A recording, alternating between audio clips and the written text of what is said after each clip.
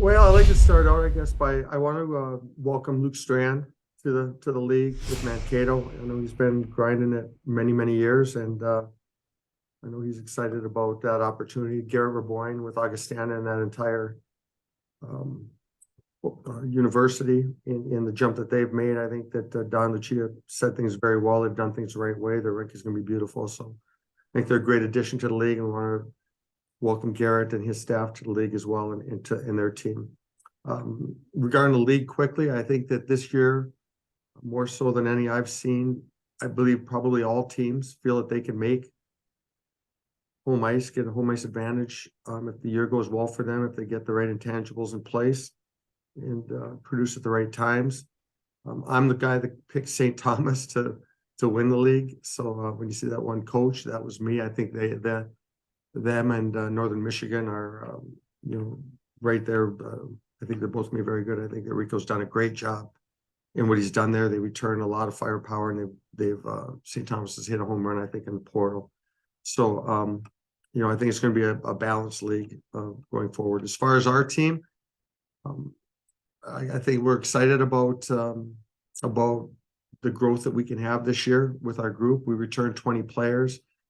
Many of them logged a lot of ice time, some not as much as others, but we have significant players returning at key positions. We have, when you return an All-American in Blake Piedla, that's a good place to start. We also have another league player, all-league player, Rylan Mosley, returning. He was 30-plus points for us last year.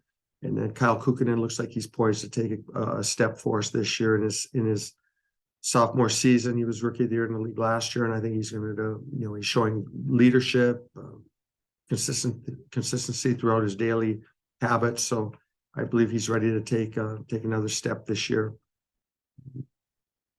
As far as on the defensive side of the puck, we return Jed Pedla, who was probably our most consistent defenseman last year. He's done a great job for us, from a walk-on to being a mainstay in every situation for us. His work ethic is tremendous. So he's done a great job for us. And then we have Trevor Russell, who's returning, a big right-hand D who was hampered by an injury most of last year, the majority of the year, and then still led us in goals from a defenseman 4 or 5 on the year. So those are two big performers for us that we're looking for great things in this upcoming season. Regarding what else we have, I think we did a really good job in the portal filling our needs this year.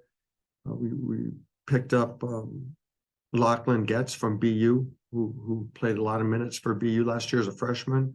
Matthew Campbell from Quinnipiac, another defenseman who led the BC League a couple years ago in goals. I think Matt's going to be a very good player for us in a lot of situations. And Patrick Marcinevic's a very offensively talented player from Long Island. All those are coming in after freshman seasons where they were at. They have years to grow. The acclimation to college hockey will be quick. So I think we did a good job this year and had a plus gain in the portal. And as far as our freshmen coming in, I think we're kind of highlighted by Chase Piedla, who we feel has pro potential. He's probably as close as we've seen to Matty Roy on defense, a former player of ours. And so I think he's going to, I think he'll do a good job. And Nick Williams, who comes with him, both them played last year in Youngstown, won the USHL championship, and they were key parts of that. So they come with a winning attitude, great work ethic, and talent in their and skills in the type of game that they need to play. So they're going to be big. And then we have 2 Finns that have come in and have really looked good for us in the early going. Laurie Raymond has been really impressive. And then Max Koskapirti, player, maybe either one of them could be on the Finnish World Junior team this year. So we feel that those 2 have been great additions to our team. So we're excited. We think our locker room is solid. With our leadership returned, Arvid Kadaroth does a great job in leading us. Mosley does a great job. Logan Piedla does a great job. And we'll eventually at some point here put a letter on Kyle Kukkonen. So they bring it every day and set a standard for the others to work off of. And again, I think a big thing with us is to make sure that we have a good locker room. and our culture is good, and we have daily improvement, as every coach I'm sure will say, and I think we're in good hands in that regards.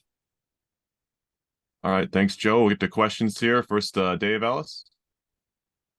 Hi, Joe. Dave Ellison, TV6 and Fox UP and Marquette. 3-year tenure, you've been kind of hanging around offensively at 2.3, 2.4 goals per game. You had the 1 year over 3, but where does that extra offense have to come from to really make this an elite team? Is it a power play improvement? Is it more depth in scoring? Where can you get more goals?